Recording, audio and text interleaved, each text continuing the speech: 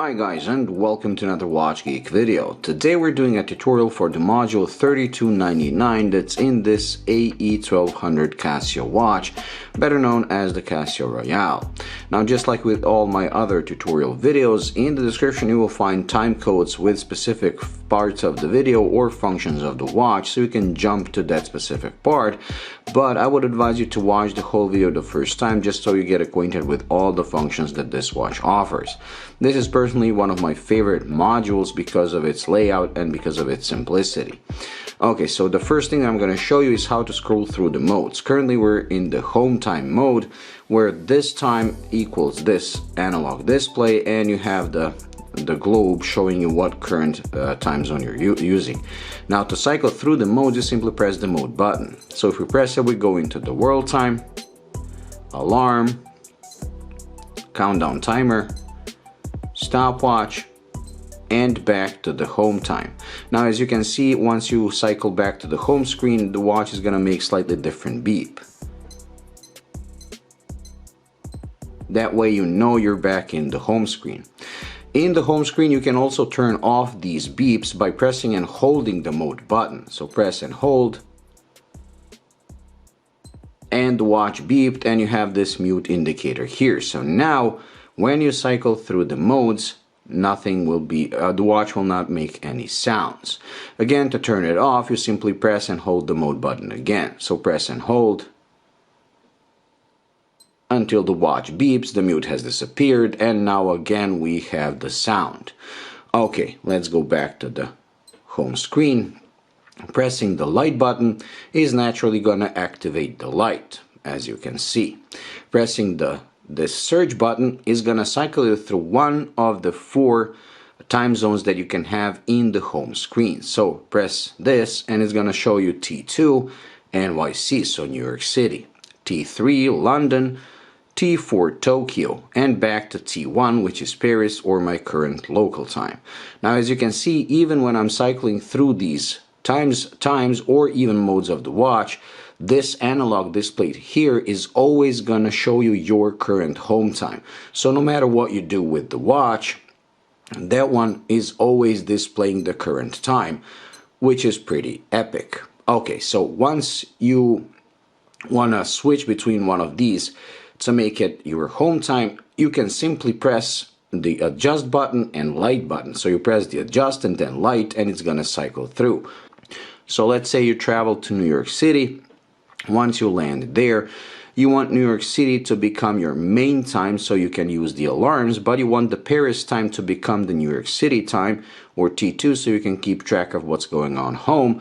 You go to the NYC or T2, you press the adjust and then light, and there, they just switched. As you can see, now the T1 is NYC, T2 is Paris, T3 remains the same, and T4 remains the same. So again, let's switch it back.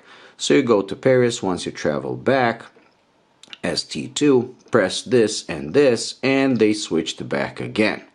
Again, now we have the order that we had. Naturally, you can change any one of these. So if you go into T2, you don't want it to be New York, you simply press and hold the adjust button, and the watch is going to ask you what time zone you want to be as the T2. And you can use these two to scroll forward and backwards or east and west. Let's put it back to NYC. Pressing the mode button will ask you whether you want the DST to be turned on or off for that individual time zone. So you simply put it on with the lower button or turn it off, and as you can see, the time changes accordingly. So this is the switch between summertime and winter time, and it can be manually done for any of the time zones. Once you're done, you simply press the adjust button and the T2 has been changed. You can do the same for the T3 or T4. So you select T4, press and hold the adjust button, and now you can cycle to make it any time zone you want. Let's go back to Tokyo, and again, pressing the mode button asks for the DST, like so. Press the adjust button to exit that setting.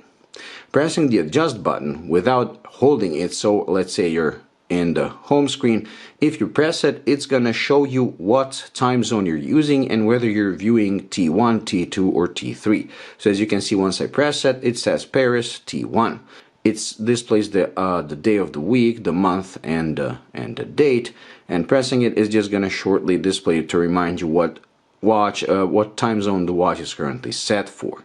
Another thing this watch can do is cycle through these 4 time zones. So if you have it in your home time and you press and hold, so pressing it just once is going to cycle through them, but if you press and hold and wait for the watch to beep, like so, now the watch is going to display each time zone for, I believe, 2 or 3 seconds, 2 seconds. So it's going to keep cycling like this: T1, T2, T3, T4, and it's going to keep doing it until you press the button again, which is going to jump back to the T1.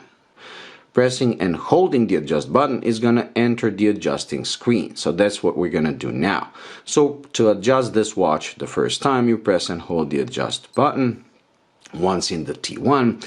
And if you reset the seconds before 30 seconds, they're going to switch back and not going to change the minutes. If you reset them after, like now, so let's reset them, they jump to 0, but the minutes move by 1 up. So again, if I reset them now before 30 seconds, the minutes are going to stay unchanged, like so. Once you've synced the seconds to the atomic clock or whatever reference time you're using, you press the mode button and the watch is going to ask you for the DST or summertime or winter time. Again, you toggle it just like in those T2s with this, and the time changes accordingly. So once you have the winter and the summertime change, you do not manually change the minutes, but simply toggle it on or off. Otherwise, it's going to mess up all your world times. Okay, the next one, the watch asks you for your home time zone, where you're currently at. And this is very important to set up correctly because all the world time functions and all the world time zones are calculated based on your home time. So if you mess this up, nothing is going to be correct. So you can move east, you can move west. I'm currently at Paris time zone. You don't have to find your city because it's impossible to put all the cities in the world. This does have 31 time zones and I believe 48 cities. It doesn't matter if your city is not listed. It's only important to find the city that's within your time zone and that's listed on the watch. Press the mode button again. The watch is going to ask you for the hours. You can go up, you can go down. It's going to ask you for the minutes. You can go up, you can go down. Pressing the mode button again. The watch is going to ask you whether you want a 24-hour display like this or you want AM, PM indicators. You toggle it with this. If you press it like this, you're going to have a PM once you're after noon. That's it. I like the military style time, so I'll leave it like this. Pressing the mode button again, the watch is going to ask you for the year. Pressing it again, it's going to ask you for the month. And pressing it again is going to ask you for the date. Again, you can go up, you can go down. The day of the week is calculated automatically, so the watch is not going to ask you for that. However, pressing the mode button again, the watch is going to ask you for the light or backlight duration. If you leave it at 1, the light is going to stay on for 1.5 seconds once you press the button. If you toggle it with the lower button to 3, it's going to stay on for 3 seconds. So you just toggle it to your liking. I like it as long as possible, so we'll put it at 3. Pressing the mode button again, the watch jumps back to the second selection. So if you want to make another change or you messed something up, you simply cycle with the mode button until you get to the desired setting and then use these two to actually change it. Once you're set up and you're satisfied with how you set up the watch, you simply press the adjust button to exit the adjusting screen. And that's pretty much it when it comes to the home screen and setting up this watch. Now, just like you can cycle through these T3, T4s and set them up to anything you want and then do the time swap with the home time, you can do the same in the world time function. So the next function is the world time function, and here you have the whole list of cities where you can check them quickly, but you can only go one way. So this one is going to activate the light, so you can only go due east. So if you miss a time zone, you have to make the whole cycle. Okay, so let's say you selected a time zone that you want. Again, in this time zone, no matter which time zone you select. You can also turn on or off the DST by simply holding the adjust button. The watch is going to activate the daylight savings time or summertime and move the time accordingly. To turn it off, again press and hold. And once you do it for a single time zone, it's not going to affect other time zones because each one has to be set up individually, as you can see. Now, like I said, in the world time function, you can also do the time swap. So let's select some other time zone, let's say Moscow, and we want to switch it with the home time. Again, you do the same thing. So adjust button and light button, and now as you can see, the watch is displaying Paris in the world time. However, if we go back into the home time, now the T1 has become Moscow, which is pretty cool. So you can not only have these four pre-selected and do the time swap between them, but you can also do the time swap in the world time function itself. So when it comes to the world time, this is one of the most advanced and best models I have seen. Anyways, that's it when it comes to the world time. The next one is the alarm. This watch has 5 alarms and you cycle through them with the lower button. So alarm 1, alarm 2, and it's going to tell you the status of that alarm. Alarm 3, alarm 4, alarm 5, and you have the hourly chime. Now the hourly chime is those beeps that the watch makes every full hour. To turn on or off any of the alarms or the hourly chime, you select what you want. So in this case it's the hourly chime, and you press the adjust button, like so. So now the watch is going to beep every full hour. To turn it off, you press this again. To turn on or off any of the alarms, you select the desired alarm, in this case alarm 1, and press the adjust button to turn it on. But the watch is going to ask you whether you want it to be a one-time alarm, a regular daily alarm, or turn it off. So you can toggle it with this to what you want. Also, you can set any of the alarms to the desired time, and once you start setting it, it's going to turn itself on automatically. So press and hold the adjust. The watch is going to ask you at what time the alarm you want the alarm to ring.